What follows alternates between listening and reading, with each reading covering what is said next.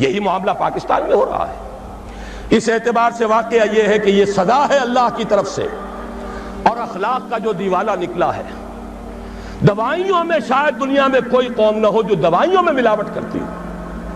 کوئی غریب عورت ہو سکتا ہے گھر کے برتن بیچ کر آئی ہو اور اپنے بچے کے لیے یا اپنے شوہر کے لیے دوا لے کر جا رہی ہو، اور 15 روپے کا ایک کیپسول اس نے خریدا ہو، لیکن اس کیپسول میں چاک بھرا ہوا اور کچھ نہیں۔ یہ کام سلطنت خدا داد پاکستان میں ہو رہا ہے۔ میں صرف اس ایک مثال پر اکتفا کر رہا ہوں، زیادہ وقت نہیں ہے۔ اخلاق کا دیوالہ نکل چکا ہے۔ وہ قوم جو ایک قوم تھی ہندو کے مقابلے میں اب قومیتوں میں تقسیم ہو چکی، دونوں نفاق و تمام و کمال نظر آ رہے ہیں، نفاق باہمی، نفاق عملی، نفاق اخلاقی۔ اب اس کے لیے ضروری ہے پاکستان کے دفاع کے لیے یہ بھی ضروری ہے کہ فوجوں کو مستحکم رکھیے۔ اعدوا لهم ما استطعتم، ہر ممکن دفاعی اسلحہ فراہم کیا جائے، حرب و ضرب کی پوری قوت بلکہ بڑھایا جائے۔ اور سلسلے میں ڈنکے کی چوٹ کہہ رہا ہوں، بے نظیر نے کہا ہے اللہ کرے کہ جھوٹ ہو، لیکن یہ کہ اگر واقعہ یہ ہے کہ ہماری حکومت نے کوئی خفیہ معاہدہ امریکہ سے کر لیا ہے کہ خفیہ طور پر وہ اپنے ایٹمک پلانٹس کا معائنہ کرا دے گی، تو یہ اس ملک سے غداری ہوگی۔ ہمیں اپنے تحفظ کے لیے ہر ممکن صورت، یہ اللہ کا حکم ہے، اعدوا لهم ما استطعتم من رباط الخیل، جو بھی سامان ہے وہ بھی فراہم کرو، اور گھوڑے بھی تیار رکھو، ترہبون بہ عدوکم وعدو اللہ، تاکہ تم ڈرا سکو، ہیبت طاری کر سکو اپنے دشمنوں پر بھی، اللہ کے دشمنوں پر بھی۔ یہ سارے کام ہمیں کرنے ہیں۔ اس کے ساتھ ہی دوستوں سے معاہدے کیجئے۔ چین کے ساتھ معاہدہ سب سے اہم ہے، اس لیے کہ ایک ہی ایٹمی طاقت ہے جو اس وقت امریکہ اور یہودیوں کے تسلط سے باہر ہے۔ باقی بھارت کے ساتھ جو پینگیں بڑھ رہی ہیں، بھارت نے جس طرح ان کا سارا معاشی نظام جو کا تو قبول کر لیا ہے، جس طرح اس نے ملٹی نیشنل جو کارپوریشنز ہیں ان کے لیے اپنی مارکیٹ کھول دی ہے، اب وہ تو ان کے لیے کوئی اجنبی ملک نہیں رہا، اس کی وہ غیر جانبداری ختم ہوئی۔ میرے اسلام کو اب قصہ ماضی سمجھو، لہذا اس کا نتیجہ وہی ہے، ہنس کے وہ بولی کہ پھر مجھ کو بھی راضی سمجھو۔ تو امریکہ اب ہندوستان سے، بھارت سے تو راضی ہے۔ اب تو ایک ہی ہے جو کھٹک رہا ہے، ایٹمی طاقت جو مبینہ طور پر اور جو کہ مسلمہ طور پر ایٹمی طاقت ہے، جو ابھی باہر ہے۔ ایک دستمرد سے تیری حالی بچا ہوا تھا، کچھ پتہ نہیں کب اس کو بھی چرکا لگ جائے۔ ایک حادثہ اس پر گزر چکا ہے، لیکن یہ کہ ابھی وہ قائم ہے، وہ چین ہے۔ یہ تیری بربادیوں کے مشورے ہیں آسمانوں میں، ہمیں ان چیزوں کا شعور چاہیے، اور اس کے لیے اپنے دوست اور بھارت کے ساتھ ہر ممکن کوشش مفاہمت کی، اور وہ اسی طرح ہوگی کہ انہیں سمجھایا جائے کہ دیکھو اپنے اصل دشمن کو پہچانو، جو ہمیں آزاد تو کر گیا تھا مجبوراً، لیکن کشمیر کی یہ ہڈی پھینک گیا تھا بیچ میں کہ یہ غرائیں اور لڑیں ایک دوسرے کے ساتھ، اور کبھی بھی آپس میں ان کے مابین امن نہ ہو۔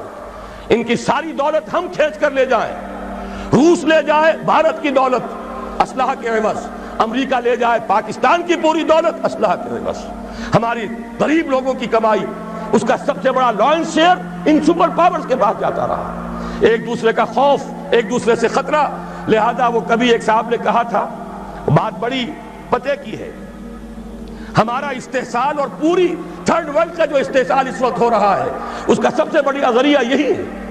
امریکہ کی سب سے بڑی صنعت ہی صرف اسلحہ سازی کی صنعت ہے، اور ہو کیا رہا ہے۔ ایک دفعہ ایک صاحب نے اعداد و شمار کے حوالے سے بتایا، پورے حیدرآباد ڈویژن جو ہمارا کاٹن گروئنگ بڑا ہی عمدہ علاقہ ہے، وہ جتنی روئی پیدا کرتا ہے وہ ساری روئی دے کر ہم صرف ایک F-16 جہاز لے کر آ جاتے ہیں، اور وہ F-16 جہاز اس کا ایک پرزہ بھی اگر ناکارہ ہو جائے اور جو اصل مالک ہیں وہ اسے ریپلیس کرنے کے لیے تیار نہ ہو تو وہ ہمارے لیے بالکل بیکار، وہ تو پھر جائے گا کہیں کباڑیوں کے ہاں جا کر بکے گا، اس کا کوئی مصرف نہیں۔ یہ ہوتا رہا ہے 40 برس 45 برس، اور اس میں یہ کہ اس بات کا پورا اندیشہ ہے، بلکہ یہ کہ زائنسٹ لابی کا پروگرام یہ ہے کہ پاکستان کے بھی ٹکڑے کرائیں اور بھارت کے بھی ٹکڑے کرائیں، تاکہ کوئی طاقت نہ رہ جائے جو ان کو کویسچن کر سکے۔ ہمیں یہ احساس اور شعور بھارتیوں کے اندر پیدا کرنا ہے کہ ہم اس کا بیٹھ کر معاملہ کریں، اس کا حل نکالیں، جو وعدے کیے تھے انہیں اب جو تم نے تاکہ نسیان پر رکھ دیا تھا ان کو پورا کرو، اور خدا کے لیے آپس میں لڑ مرنے کی بجائے اپنے اصل دشمن کو پہچانو۔ لیکن ان سب پر مستضاد اصل میں جو ہمارے لیے دفاع ہے وہ تو یہ ہے کہ اللہ کی طرف سے ہمارا دفاع ہو، اور اللہ کا یہ وعدہ ہے، سورہ حج میں فرمایا گیا ان اللہ یدافع عن الذین آمنوا ان اللہ لا يحب كل کفار اثیم كل خوان کفور اذن للذین یقاتلون بانہم ظلموا وان اللہ علی نصرہم لقدیر۔